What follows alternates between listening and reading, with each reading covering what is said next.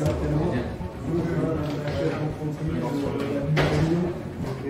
qu'on attend tous entre Bilal et David. Alors, bien sûr, des noms forts dans ce combat. Ensuite, évidemment, même le super combatteur.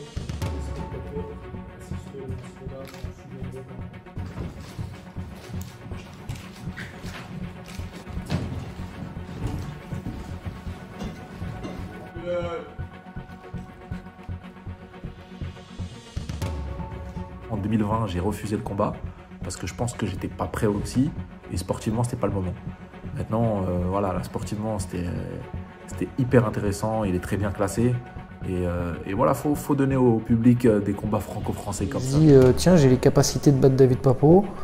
David Musset m'offre une belle bourse et puis voilà, il y a tous les ingrédients pour qu'il accepte. Après, voilà, j'essaye de mettre de la lumière autour du combat et autour de lui aussi parce que ça reste un super champion et il faut mettre de la lumière. Même si ça reste mon adversaire, j'ai envie de mettre de la lumière sur lui parce que c'est un champion, tu vois, et il faut respecter ce gars-là, tu vois.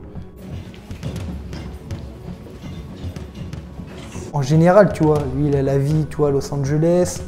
Moi je suis mec taiseux, tout ça, tout nous oppose.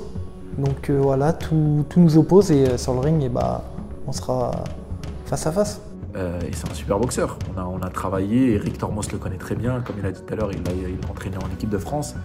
Donc voilà, nous on l'a pas sous-estimé, en tout cas on a pris la préparation très au sérieux, avec des sparring de qualité, des gauchers. Donc voilà, on va essayer de montrer qu'on a le niveau nous aussi le 25 novembre.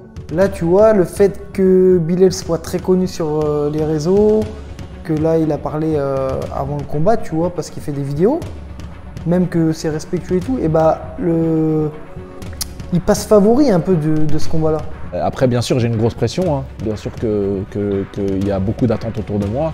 Tout à l'heure, ce qu'il a dit, mon frère Rida, il l'a dit en privé, mais il a dit c'est plus facile d'être un David Papo que d'être un Bilal Kitou. Parce que Bilal Kitou, il se met en avant, il prend des risques en termes de communication et tout. Donc moi, ça m'enlève toute la pression, et puis voilà, que le meilleur gagne, et puis je vais faire mon maximum. Après, voilà, c'est le jeu. Pour moi, ça fait partie du show et à moi de prouver et de montrer le jour J, tu vois. C'est bien de parler, mais faut boxer après, tu vois. Il a la jeunesse, il est plus jeune dans le monde de la boxe parce qu'il a moins de combats, tu vois.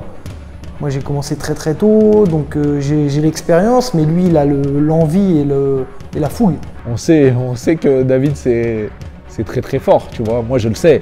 Et c'est pour ça qu'on a pris la préparation vraiment au sérieux et que comme tu as dit, on a pris des risques en allant à Los Angeles, on a fait une grosse préparation. Là, j'ai rien à perdre. Chaque combat, je me mets jamais dans la peau du champion parce que je te dis, je suis pas un champion.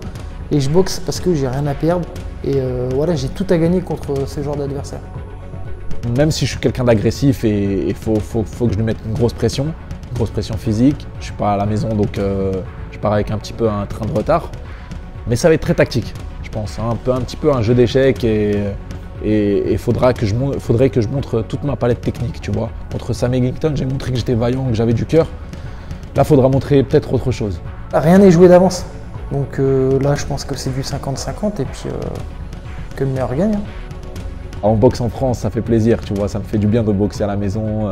Encore une fois, comme tu as dit, chaîne télévisée en France. Voilà, je pense que cette pression-là, il faut la sortir en pression positive et kiffer le moment. Tu vois, kiffer le moment, je boxe pour ça en vrai, tu vois. On boxe pour ça, pour kiffer ce genre de truc, tu vois. Comme j'ai dit tout à l'heure, entre un combat à Vegas et un combat au Zénith de Nantes contre un Français télévisé comme ça, une ceinture mondiale, mais je signe tout de suite pour le combat en France, tu vois. C'est magnifique, tu vois. Sportivement, c'est ouf.